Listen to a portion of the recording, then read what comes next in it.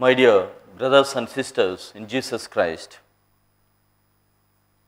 we are, as I already said, we are reflecting and meditating on the fifth beatitude, blessed are the merciful. We know St. John Paul II says or gives abbreviation of all these beatitudes as ID cards for all the Christians. They are ID cards.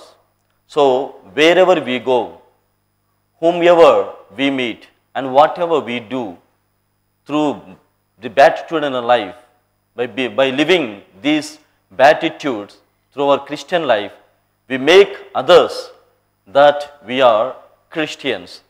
So these beatitudes help us as the ID cards for the Lord.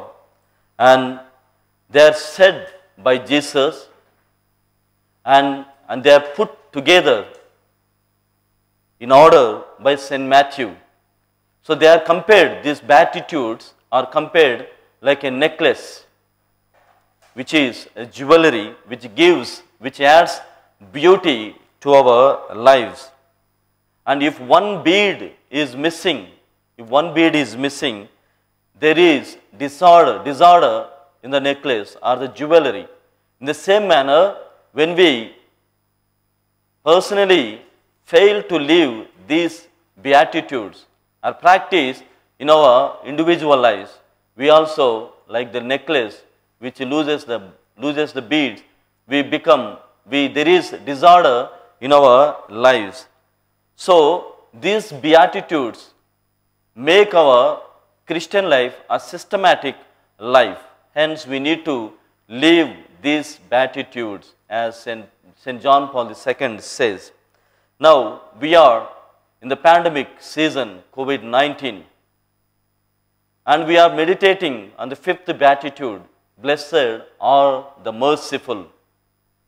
So how to live this particular beatitude, how to show this mercy, how to be compassionate amidst of all these season of COVID-19 in this pandemic situation. So these beatitudes can also be compared with a tree. The first three beatitudes are like roots. Blessed are the poor in the spirit. Blessed are those who mourn, and blessed are those who are gentle.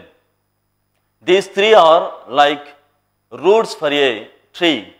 And then there is another beatitude, that is, blessed are people who have hunger and thirst for the kingdom of God, for the righteousness' sake. They have hunger, then they have thirst for this particular reason. And this is like trunk of a tree. And the rest, blessed are the people who are merciful. Blessed are you when you are pure in heart.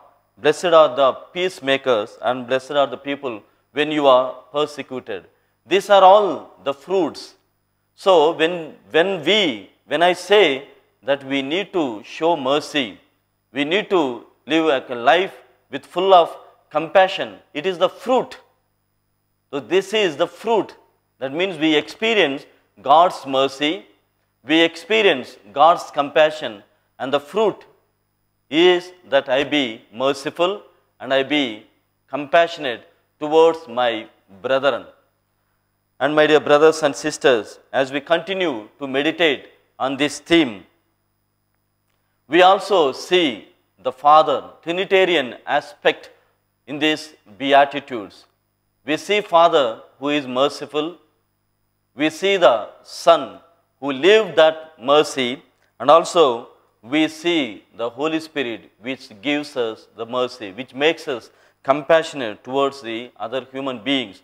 And hence, my dear brothers and sisters, the church through this theme, blessed are the merciful, calls us to be merciful, to live this Trinitarian life, because there is order in the Trinity, there is no isolation, there is no division in the Trinity. There is only one concept, that is unity.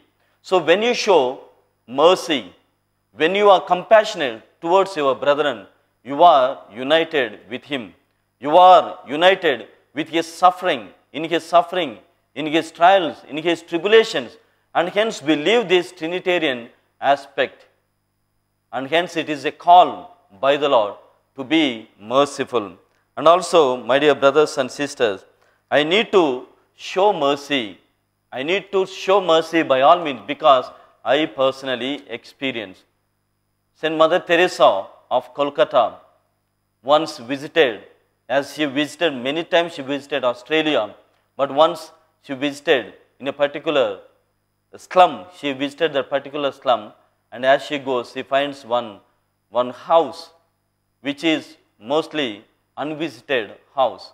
As she enters there, as she tries to enter there, she hears no sound, but after some time, she hears somewhere someone has some musings. She hears that voice, human voice, and tries to get in that house. So there the particular person says, away, away, away from me. Then she is confirmed that there is someone living there. So she goes in, tries to meet that person. As she meets that person, she tells him, I will visit you every day. Then the particular person says, so many have come, so many have promised that they would visit me, but none have kept their promise. Will you keep this promise? The particular person asks the mother. Then she says, I will keep my word and I will keep up my promise. And there is now a home for the disabled in Australia, in a particular slum. My dear brothers and sisters, when you show mercy, when you are compassionate, you really change the world for that particular person who receives your mercy, who receives your compassion. And finally, my dear brothers and sisters, God is merciful. We need to put on ourselves the character of our Lord Jesus Christ. He says in the book of Exodus, chapter 3, verse 7, that is, I have seen people crying. I have heard their cry. Do you personally hear that cry of people suffering with a lack of compassion with COVID-19? So as God says that I heard people's cry, are you able to hear that cry? Or the cries, are you able to see the tears of the people who are affected with this COVID-19 coronavirus? And he also promises that in the book of Exodus chapter 34 verse 6 that I show you my fidelity, I show you my kindness, and my love is tender. This is the promise of the Lord. This is the character of the Lord who is so merciful, who is so benevolent with our lives. And also we hear in the book of Nehemiah chapter 9 verses 7 and 8, you have some kind of guilt feeling that your fathers were treated badly because of their guilt. But in this verse, particular verse, he says, you remnant people, I will not treat you as your fathers were treated. I will let you to settle. I will let you to survive. So this is the promise of the Lord. Even though we went against him, even though we misunderstood his mercy, even though we took for granted his compassion, God is still promising us that you can survive. You can settle in the Egypt. That's how the Nehemiah promises. In Psalm 86 verse 15 and 16, we hear God is so merciful. And again in Psalm 145 verses 8 and 9, we see God calls us to change our hearts.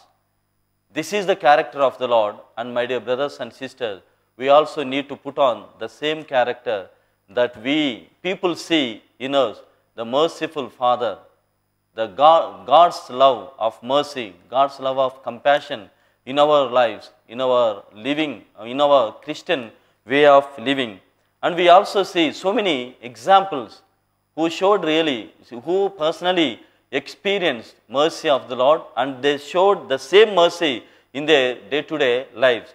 We see St. Peter, who accused or who rebuked that he did not know who Jesus was. But when he was forgiven, he shows that mercy to his human beings, fellow human beings. Mary Magdalene, her life was not so good, miserable, but when she really experienced the mercy and forgiveness of the Lord, she continues to live that mercy, the life of forgiveness. And we also see St. Paul, who was persecuting, who was troublemaker. Once he experiences the bliss of the Lord, the vision of the Lord, he tries to live his life, whole life for the kingdom of God. And that's how we have an apostle for the Gentiles. This is how, my dear brothers and sisters, God calls us. It is a call of the Lord. It is a calling of the Lord that we be merciful. So, my dear brothers and sisters, we are all blessed with the heart which is merciful, which is forgiving, which has kindness. But do we show that mercy? Do we allow that heart to show that mercy in our actions? And hence, as we partake in this holy Eucharistic celebration, let us ask the Lord to help us, to bless us with the gift of mercy and compassion too. And finally, my dear brothers and sisters, you would have personally heard many times, if one door is closed, the other door is open. If one door is shut, other door is open. We believe, and that's how we experience God's mercy. But today, God is saying, God is promising, and God is asking us, every one of us, if you fail to open one door for your neighbor, for your brother, all the doors will be shut for you. So we know, we have personal experience. If one door is closed, other door is open. But you personally, if you don't open at least one door, all the doors will be closed for you. So as we partake in this celebration, let us ask the Lord to make us, to bless us with this mercy, so that we show compassion to our human beings.